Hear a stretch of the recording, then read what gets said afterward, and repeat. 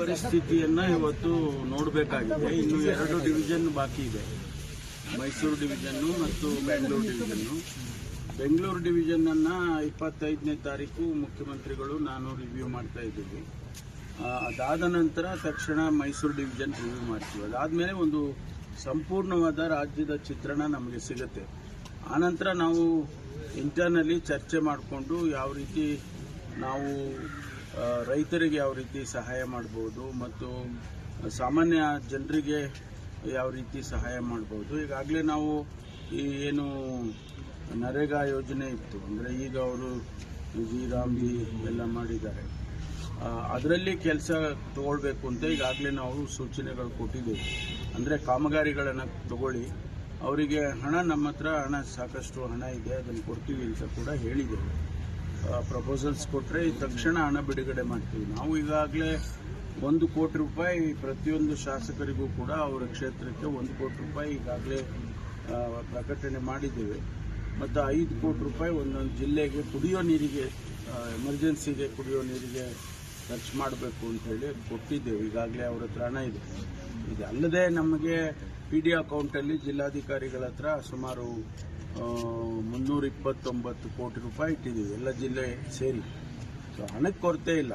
ಅಂದರೆ ನಾವು ಯಾವ ರೀತಿ ಪ್ರೋಗ್ರಾಮ್ಸ್ ಅನ್ನು ಮಾಡಬೇಕು ಅನ್ನೋದ್ರ ಬಗ್ಗೆ ತೀರ್ಮಾನ ಆಗ್ತದೆ. ಸೆಂಟ್ರಲ್ಗೆ ಲೆಟರ್ ಎಲ್ಲ ಬರೆದಿದ್ದೀವಿ, ಯಾವ ಕಮಿಟಿ ಏನಾದರೂ ಬರ್ಬೋದು? ಅಲ್ಲ, ಅವರು ನಮಗಿನ್ನೂ ಯಾವುದೂ ರಿಯಾಕ್ಷನ್ ಬಂದಿಲ್ಲ. ರಿಯಾಕ್ಷನ್ ಬಂದ ಮೇಲೆ ನೋಡೋಣ ಯಾವ ರೀತಿ ಏನು ರಿಯಾಕ್ಷನ್ ಬರುತ್ತೆ ಅಂತ ನೋಡಿಕೊಂಡು ಆಮೇಲೆ ನಾವು ಮುಂದೆ ಆಗಸ್ಟ್ ತಿಂಗಳಲ್ಲಿ ಅವರು ಮೆಮೊರಾಂಡಮ್ ಆಫ್ ಅಸೋಸಿಯೇಷನ್ ಎಕ್ಸ್ಪೆಕ್ಟ್ ಮಾಡ್ತಾರೆ. ಮೆಮೊರಾಂಡಮ್ ಇದಕ್ಕೆ ನಮ್ಮ ಬರದ ಪರಿಸ್ಥಿತಿಗೆ ಒಂದು ಮೆಮೊರಾಂಡಮ್ ಕೊಡ್ತೀವಲ್ಲ, ಅದನ್ನು ಎಕ್ಸ್ಪೆಕ್ಟ್ ಮಾಡ್ತಾರೆ. ಅದು ಆದಮೇಲೆ ಅವರು ಸಾಮಾನ್ಯವಾಗಿ ನಾವು ಏನು ಮೆಮೊರಾಂಡಮ್ ಕೊಟ್ಟ ಮೇಲೆ ಕಳಿಸ್ತಾರೆ, ಅಲ್ಲಿ ತನಕ ಕಳಿಸೋದಿಲ್ಲ. ಸರ್, ಈಗ ನೀವು ಕೆಲವು ಜಿಲ್ಲೆಗಳಿಗೆಲ್ಲ ಭೇಟಿ ಕೊಟ್ಟಿದ್ದೀರಿ ಸರ್, ಅಲ್ಲಿ ಕೃಷಿ ಚಟುವಟಿಕೆಗಳೆಲ್ಲ ಶುರುವಾಗಿದೆ ಸರ್. ಯಾಕಂದರೆ CM ಅವರು ಹೇಳ್ತಾ ಇದ್ರು ನೀವು ಸಮಸ್ಯೆಗೆ ಯಾರು ಬೆಳೆ ಅಂತ.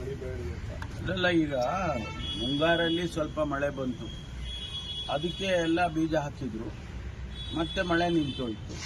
ಈಗ ಎಲ್ಲದೂ ಒಣಗೋಗಿದೆ. ಈಗ ಯಾವುದೇ ಎಲ್ಲೂ ಕ್ರಾಪ್ ಅಂತ ಇಲ್ಲವೇ ಇಲ್ಲ, ಇಡೀ ರಾಜ್ಯದಲ್ಲಿ ಎಲ್ಲೂ ಕೂಡ ಯಾವ ಜಿಲ್ಲೆನಲ್ಲೂ ಇಲ್ಲ. ಈಗ ಮತ್ತೆ ಏನಾದರೂ ಆಗಸ್ಟ್ ತಿಂಗಳಲ್ಲಿ ಮಳೆ ಬರ್ಬೋದು ಅಂತ ಒಂದು ಸೂಚನೆ ಎಕ್ಸ್ಪೆಕ್ಟ್ ಮಾಡ್ತಾ ಇದ್ದೀವಿ. ಬಂದರೆ ಮತ್ತೆ ಬೀಜ ಹಾಕ್ತಾರೆ. ಈ ಲೇಟ್ ಸೋಯಿಂಗ್ ಅಂತ ಮಾಡ್ತಾರೆ, ಅದರಲ್ಲಿ ರಾಗಿ, ವಿಶೇಷವಾಗಿ ರಾಗಿ ಅಂತ ಕ್ರಾಪ್ಗಳೆಲ್ಲ ಲೇಟ್ ಸೋಯಿಂಗ್ ಆದರೂ ಕೂಡ ಬರುತ್ತೆ ಅಂತ ಅದೊಂದು ಎಕ್ಸ್ಪೆಕ್ಟೇಷನ್ ಇದೆ. ನೋಡೋಣ. ಬರ ಅಧ್ಯಯನ ತಂಡ ಏನಾದರೂ ಸರ್, ಆಮೇಲೆ ಈಗ ನೀಟ್ ಪ್ರಶ್ನೆ ಪತ್ರಿಕೆ ಸೋರಿಕೆ ವಿಚಾರವಾಗಿ ದೆಹಲಿಯಲ್ಲಿ ಲಾಠಿ ಚಾರ್ಜ್ ಆಗಿದೆ. ಈಗ ಸದನದಲ್ಲಿ ಚರ್ಚೆ ಮಾಡೋದಕ್ಕೆ ಅವಕಾಶ ಕೇಳಿದಾರಲ್ಲ. ಯಾಕೆಂದರೆ ನೋಡಿ, ಲಕ್ಷಾಂತರ ಮಕ್ಕಳ ಭವಿಷ್ಯ ಇದರಲ್ಲಿ ಇದೆ. ಈಗ ಯಾರು ಫಸ್ಟ್ ಎಕ್ಸಾಮ್ ತಗೊಂಡಿದ್ರು 500 ಮಾರ್ಕ್ಸ್ ತಗೊಂಡಿದ್ರು, ಸೆಕೆಂಡ್ ಎಕ್ಸಾಮ್ನಲ್ಲಿ ಅವರಿಗೆ 250-300 ಬಂದಿದೆ. ಆ ಥರದ್ದು ಸಾಕಷ್ಟು ಉದಾಹರಣೆಗಳಿದ್ದಾವೆ. ಅಂದರೆ ಅರ್ಥ ಅಲ್ಲಿಗೆ ಮಕ್ಕಳಿಗೆ ತೊಂದರೆ ಆಯಿತು ಅಂತ ಅಲ್ವಾ?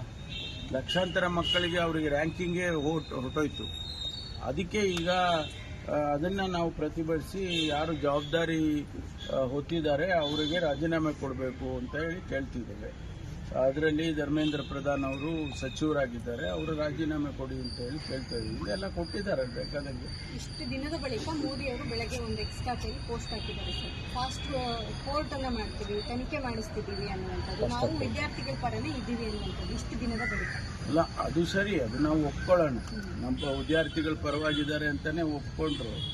ನೀವು ಧರ್ಮೇಂದ್ರ ಪ್ರಧಾನನ್ನ ಸ್ಯಾಕ್ ಮಾಡಿ, ನೀವು ಪರವಾಗಿದ್ರೆ ಯಾರು ತಪ್ಪು ಮಾಡಿದ್ದಾರೆ, ಯಾರು ಜವಾಬ್ದಾರಿ ಅವರು ಹೊತ್ತಿದ್ದಾರೆ, ಅವ್ರ ಮೇಲೆ ಆಕ್ಷನ್ ಆಗ್ಬೇಕಲ್ವಾ? ಅದು ಮಾಡದೇನೆ ನಾನು ಪರವಾಗಿದ್ದೇನೆ, ಹಿಂದೆಲ್ಲ ಪಕೋಡ ಮಾರಿ ಅಂತ ಹೇಳ್ತಿದ್ರಲ್ಲ, ಈಗ ಬದಲಾಗಿದ್ದಾರೆ ಅವರು. ಆಮೇಲೆ ರಾಹುಲ್ ಗಾಂಧಿ ಅವರು ಪ್ರೊಟೆಸ್ಟ್ ಮಾಡಬೇಕಾದ್ರೂ ಕೂಡ ಅವ್ರನ್ನೆಲ್ಲ ಎಳೆದಾಡಿ ಗಾಯಪಡಿಸಿದ್ದಾರೆ ಸರ್. ಮೂಗೆಲ್ಲ ಹೊಡೆದು ಮೂಗಲ್ಲೆಲ್ಲ ರಕ್ತ ಬಂದು ವಿಷಯವಾಗಿದೆ. ಆ ಮಟ್ಟಿಗೆ ಲೋಕಸಭೆಯ ಪ್ರತಿಪಕ್ಷ ನಾಯಕರಿಗೆ ಆ ಪರಿಸ್ಥಿತಿ ಆದರೆ ಹೇಗೆ? ಅದನ್ನೇ ಈಗ ನಾವು ಪ್ರಜಾಪ್ರಭುತ್ವ ಎಲ್ಲಿಗೆ ಹೋಗ್ತಾ ಇದೆ, ಡೆಮೋಕ್ರಸಿ ಈಸ್ ಇನ್ ಕ್ವೆಶ್ಚನ್. ನಾವು ಶಾಂತಿಯುತ ಪ್ರತಿಭಟನೆ ಮಾಡೋದಕ್ಕೂ ಅವಕಾಶ, ಸಂವಿಧಾನದಲ್ಲೇ ಅವಕಾಶ ಕೊಟ್ಟಿದ್ದಾರೆ ಅಂದಾಗ ನೀವು ಅದಕ್ಕೆ ಅವಕಾಶ ಕೊಡೋದಿಲ್ಲ ಅಂದರೆ ಏನರ್ಥ ಇದೆ? ಶಾಂತಿಯುತವಾಗಿ ಪ್ರತಿಭಟನೆ ಮಾಡೋದಕ್ಕೆ ಹೊರಟಿದ್ರು. ಅದನ್ನ ಅವರು ಆ ರೀತಿ ಟ್ರೀಟ್ ಮಾಡಿದ್ರೆ ಒಬ್ಬ LOPಗೆ ಆ ರೀತಿ ಟ್ರೀಟ್ ಮಾಡಿದ್ರೆ ಏನು ಅರ್ಥ ಏನಿದೆ ಇದರಲ್ಲಿ? ರಿಫ್ಲೆಕ್ಷನ್ ಸರ್, ನಿನ್ನೆ ಮೊಟ್ಟೆ ಎಲ್ಲ ಸುರಿದ್ರು ಬಿಜೆಪಿ ಶಾಸಕರ ಮೇಲೆ ಕಾಂಗ್ರೆಸ್ ಆಕ್ಷನ್ ಇದ್ರೆ ರಿಯಾಕ್ಷನ್ ಆಗೇ ಆಗುತ್ತಲ್ವಾ? ಆಕ್ಷನ್ ಇದ್ದಾಗ ರಿಯಾಕ್ಷನ್ ಆಗೇ ಆಗುತ್ತೆ. ಅದಕ್ಕೆ ಇಲ್ಲಿ ಅವರು ನಮ್ಮವರು ಪ್ರತಿಭಟನೆ ಮಾಡ್ತಾರೆ ಅಂತೇಳಿ ಅವ್ರು ಬಂದು ನಮ್ಮ ಕಚೇರಿಗೆ ನಿನ್ನೆ ಮುತ್ತಿಗೆ ಹಾಕಕ್ಕೆ ಬಂದಿದ್ರು ಅಂತೇಳಿ ನ್ಯಾಚುರಲಿ ರಿಟಾಲಿಯೇಟ್ ಮಾಡಿದ್ದಾರೆ. ಪ್ರತಿಭಟನೆ ಮಾಡ್ತಿದ್ದಾರೆ, ರಾಜಭವನಕ್ಕೆ ದೂರು ಕೊಡ್ತಾ ಇದ್ದಾರೆ. ಕೊಡ್ಲಿ, ರಾಜಭವನಕ್ಕೆ ಕೊಡ್ಲಿ, ಏನು ಇದು ನಮಗೇನು ತಕರಾರಿಲ್ಲ. ಆರ್ ಅಶೋಕರೆಲ್ಲ ಹೇಳ್ತಾರೆ ಸರ್, ಕೊಲೆ ಮಾಡೋದಕ್ಕೆ ಬಂದಿದ್ರು, ಮಾರಕಾಸ್ತ್ರಗಳೆಲ್ಲ ಬಾಂಬು ಮಚ್ಚು ಬಾಂಬುಗಳೆಲ್ಲ ಅದಕ್ಕೇನು ತನಿಖೆ ಮಾಡಬೇಕಾ? Thank you sir. ಆಮೇಲೆ